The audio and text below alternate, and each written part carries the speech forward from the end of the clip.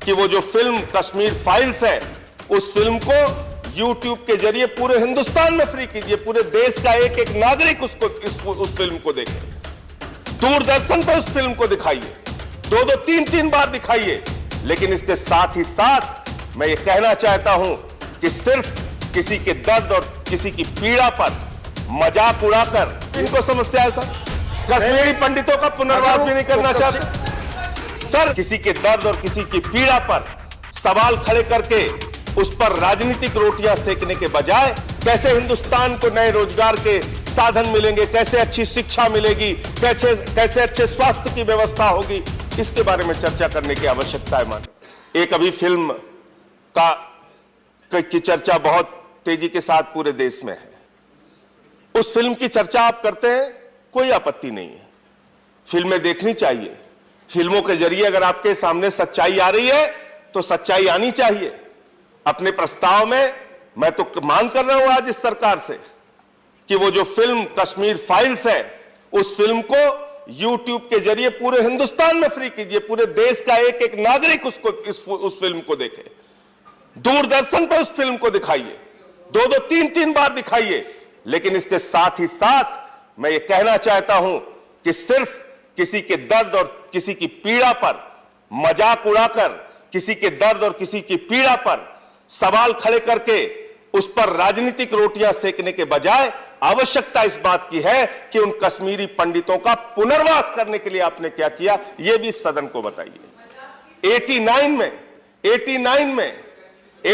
में आपको शायद याद होगा, नहीं याद होगा, लेकिन जब कश्मीरी पंडितों को निर्ममता के साथ पीट पीट के वहां से बाहर किया गया मान्यवर, उस समय हमारी भारतीय जनता पार्टी सरकार में थी। मान्यवर सरकार में थी, ये लोग सत्ता में थे, ये सत्ता के भागीदारी थे। वीपी सिंह जी प्रधानमंत्री थे और कश्मीरी पंडितों को जब मार मार के भगाया जा रहा था, आप सत्ता के साथ बैठे हुए थे, खामोश थे। ये इतिहास कभी भूल नहीं सकता। आप ये भी नहीं भूल सकता इतिहास कि आपकी पार्टी के नेता और आपकी पार्टी के जगमोहन जी जो बाद में केंद्रीय मंत्री हुए, वो वहां के राज्यपाल थे।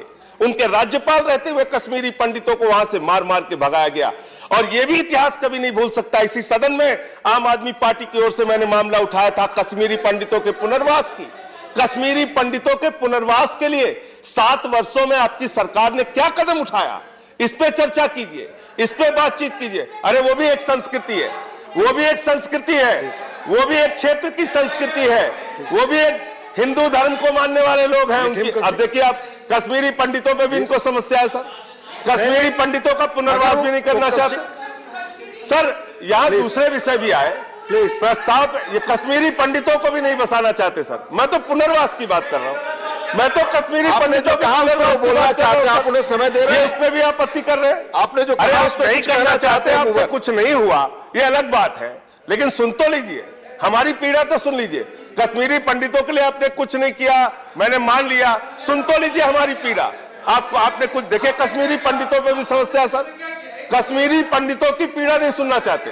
मैं खत्म कर रहा हूं सर, मैं समाप्त कर रहा हूं, मैं सर ये कह रहा हूं, एक प्रस्ताव सदन में पास कीजिए।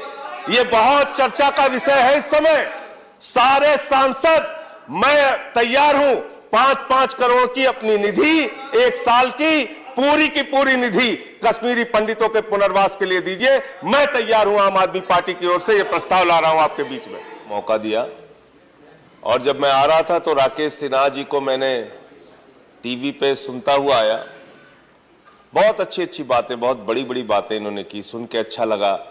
इनके मुंह से राष्ट्रपिता महात्मा गांधी का नाम, राष्ट्रपिता महात्मा गांधी के उदाहरण, यही तो भारत है मान्यवर। आज आजादी के 75 साल के बाद भी हम उस राष्ट्रपिता महात्मा गांधी की बात कर रहे हैं, उनके विचारों की बात कर रहे हैं, जिससे पूरे दुनिया में भारत की पहचान बनी। आप अमेरिका चले जाइए, आप रूस चले जाइए, आप लंदन चले जाइए, आप कनाडा चले जाइए, ऑस्ट्रेलिया चले जाइए, न्यूजीलैंड चले जाइए, वहां लोगों से आप कहिए कि हम भारत से आए हैं, वो भारत के प्रधानमंत्री का नाम शायद बाद में लेंगे, वो भारत के किसी पूर्व प्रधानमंत्री का नाम भी शायद बाद में लेंगे। वो सबसे पहले कहते हैं आप गांधी के देश से आए। गांधी जिसका मतलब अहिंसा, गांधी जिसका मतलब एकता, गांधी जिसका मतलब भाईचारा, गांधी जिसका मतलब प्रेम, गांधी जिसका मतलब सामंजस्य से समाज को लेकर आगे चलना, उस गांधी से पूरी दुनिया में हमारी पहचान बनी मान्यवर। और आज इतिहास के तथ्यों की पड़ताल अगर हो रही है तो मैं आपसे कहना चाहता हूं मान्यवर, आजादी के आंदोलन में बहुत से लोगों ने राष्ट्रपिता महात्मा गांधी का साथ दिया, बहुत से लोगों ने नहीं दिया। आजादी के आंदोलन में मान्यवर अलग अलग विचारधारा, अलग अलग मान्यता, अलग अलग धर्म, अलग अलग जाति के लोगों ने एक लक्ष्य बनाया कि नहीं, भारत को आजाद कराना है अंग्रेजों से।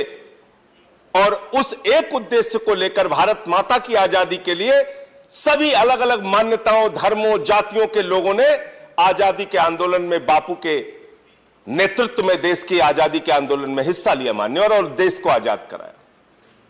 लेकिन मैं इसके साथ यह भी जोड़ना चाहता हूं कि जिस विचारधारा के लोगों ने गांधी का साथ नहीं दिया, जिस विचारधारा के लोगों ने अंग्रेजों की मुखबिरी की मान्यवर, जिस विचारधारा के लोगों ने आजादी के आंदोलन को धोखा दिया, उसको भी गांधी ने कभी गद्दार नहीं कहा, कभी देशद्रोही नहीं कहा। आज हम एक ऐसे समाज में रह रहे हैं जहां फिर से आवश्यकता है उन गांधी की विचारधारा को स्थापित करने की, भारत में उस महान साबरमती के संत के सोच को स्थापित करने की। कैसे अचानक हमारे सत्ता पक्ष के कोई भी मित्र किसी को भी देशद्रोही बोल देते हैं, किसी को भी टीवी चैनल पे बैठ के गद्दार बोल देते हैं, किसी को भी भारत के टुकड़े कहने वाला बोल देते हैं। आपको पता है इन बातों से किसी के मन को कितनी तकलीफ, कितना कष्ट पहुंचता है। भारत पूरी दुनिया में जिस हिंदू धर्म की चर्चा स्वामी विवेकानंद ने की, और उनके शिकागो के भाषण को अगर उठा के आप पढ़ेंगे तो उन्होंने हिंदू धर्म में अपनी आस्था का सबसे बड़ा कारण सहिष्णुता को बताया। सबसे बड़ा कारण सभी धर्मों और जातियों को एक साथ लेकर चलने को बताया। वसुदेव कुटुंबकम की हमारी विचारधारा को बताया। अरे हमारे हिंदू धर्म में तो लिखा है पूरा विश्व हमारा परिवार है। तो जब हम कहते हैं कि पूरा विश्व हमारा परिवार है मान्यवर, तो हिंदू भी हमारे परिवार का हिस्सा है, मुसलमान भी हमारे परिवार का हिस्सा है, सिख भी हमारे परिवार का हिस्सा है, ईसाई भी हमारे परिवार का हिस्सा है, अगड़े भी हमारे परिवार का हिस्सा है, पिछड़े भी हमारे परिवार का हिस्सा है। और जब हम गर्व से भारत माता की जय लगाते हैं तो भारत माता की जय का मतलब 130 करोड़ हिंदुस्तानियों की मां का जय लगाते हैं हम, 130 करोड़ हिंदुस्तानियों की। लेकिन मुझे अफसोस होता है, मुझे बहुत पीड़ा होती है, मुझे बहुत तकलीफ होती है जब भारत माता की जय लगाकर हम किसी जाति के खिलाफ नफरत फैलाने का काम करते हैं, जब भारत माता की जय लगाकर हम किसी धर्म के खिलाफ नफरत फैलाने की बात करते हैं। भारत माता की जय का मतलब है 130 करोड़ हिंदुस्तानियों की जय, और 130 करोड़ हिंदुस्तानियों की जय का मतलब है तमिलनाडु वाले का भी जय, केरला वाले का भी जय, आसाम वाले का भी जय, उड़ीसा वाले का भी जय, बंगाल वाले का भी जय, यूपी वाले का भी जय, बिहार वाले का भी जय, पंजाब वाले का भी जय, पूरे हिंदुस्तान की जय। ये सोच अपने अंदर विकसित कीजिए। आप प्रस्ताव लेके आए राकेश सिन्हा जी, मुझे बड़ी प्रसन्नता हुई। आज इतने गंभीर विषय पे इस सदन में चर्चा हो रही है। हम लोग डॉक्टर लोहिया को मानने वाले लोग हैं, समाजवादी आंदोलन से निकले हुए लोग हैं। रघु ठाकुर जी के साथ हमने काम किया लंबे समय तक। आदरणीय रघु ठाकुर जी ने हमेशा यही सिखाया, लोहिया के विचारों से हम लोगों को हमेशा शिक्षित करने का, प्रशिक्षित करने का काम किया। और वो बताते थे कि किस तरह से किसी धर्म विशेष में आस्था न होने के बावजूद वो कोई हिंदू धर्म की मान्यताओं को मानते हो, पूजा करते हो, अर्चना करते हो, ना करते हो, लेकिन वो डॉक्टर राम मनोहर लोहिया रामायण मेला का आयोजन करते थे, जिसमें रामायण की अच्छी बातों का, अच्छे संदेशों का लोगों के बीच में प्रचार प्रसार हो और अपने जीवन में कैसे बदलाव हो। अगर हम रामचरितमानस की चर्चा करते हैं मान्यवर, उसकी एक लाइन पे अगर हम अपना पूरा जीवन बिता दें, रामचरितमानस की सारी लाइनों को आप पढ़े ना पढ़े, उसके विस्तार में जाए ना जाए, सिर्फ एक लाइन पे अगर अपना पूरा जीवन हम बिता दें तो हम समझते हैं कि हमारा जीवन धन्य हो जाएगा। सब नर करहि परस्पर प्रीति, आपस में प्यार से हम रहें, यह हमारा रामचरितमानस संदेश देता है। हमारा हिंदू धर्म वसुदेव कुटुंबकम की बात करता है।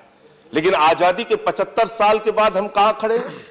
आजादी के 75 साल के बाद हम किसी के कपड़े पर सवाल उठाते हैं, हम किसी की भाषा पे सवाल उठाते हैं, हम किसी की जाति पे सवाल उठाते हैं, हम किसी के धर्म पर सवाल उठाते हैं।